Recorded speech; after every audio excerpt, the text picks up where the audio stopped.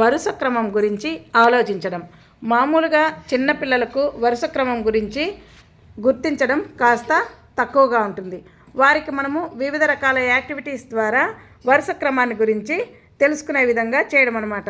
ఇప్పుడు ఇక్కడ మా చిన్నారులకు ఒక కథ ద్వారా వారికి ఆర్డర్లో చెప్పడం, కథను మొదటి భాగము, మధ్య భాగము, చివరి భాగము ఏ విధంగా చెప్పాలో పిల్లలకు తెలియజేయడం అనమాట.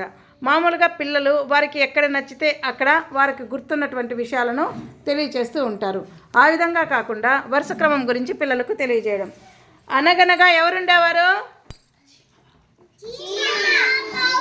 Both of friends.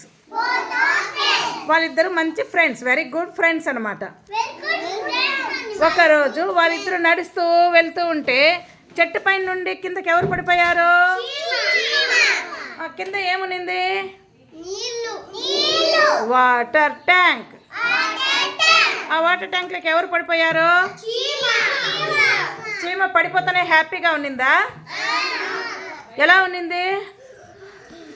నీళ్ళల్లో మునిగి మునిగి నన్ను ఎవరైనా కాపాడండి అని చూస్తూ ఉంది.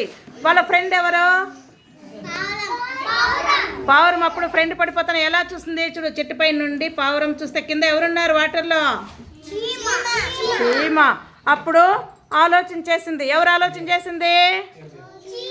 పావురము. ఆలోచన చేసి ఒక ఐడియా వచ్చింది. ఏమొచ్చింది? ఐడియా వచ్చి ఏం కోసుకొని వచ్చింది? Very good. చూడు, ఆకు కోసుకొని వచ్చి ఎక్కడ వేస్తా ఉంది? చీమ దగ్గరగా వేసి ఏమని చెప్పింది? ఎవరిని? నన్నా? దేన్ని పట్టుకోమనింది? దేన్ని పట్టుకోమనింది పావురము? చీమను దేన్ని పట్టుకోమనింది? మా అర్థం చేసుకోండి, చీమ దేన్ని పట్టుకోమని చెప్తా ఉండేది చీమకు? అదే అర్థం కాలేదా మీకు? ఆకుని పట్టుకోమని చెప్పింది. ఇక్కడ ఎవరు కూర్చున్నారు ఆకు పైన? చూస్తున్నారు అక్కడ. పట్టుకొని టైట్గా గట్టిగా పట్టుకునింది. ఎట్లా గట్టిగా పట్టుకుని చూపెట్టండి అందరూ మీరు ఒకసారి. గట్టిగా ఎలా పట్టుకోవాలి? ఆ విధంగా పట్టుకునింది. అప్పుడు పావురము ఆ ఆకుని తీసుకొని వచ్చి ఎక్కడ వదిలిపెట్టింది? గట్టు మీద. అప్పుడు చీమ పావురంకి ఏం చెప్పింది? థ్యాంక్ యూ వెరీ మచ్ అని. ఎందుకని? తను ప్రాబ్లంలో ఉంటే పావురము సేవ్ చేసింది కదా, కాపాడింది. మీ కూడా మీ ఫ్రెండ్స్ మీకు ఎవరైనా ఏమైనా హెల్ప్ చేస్తే ఏం చెప్పాలి? Thank you చెప్పాలన్నమాట.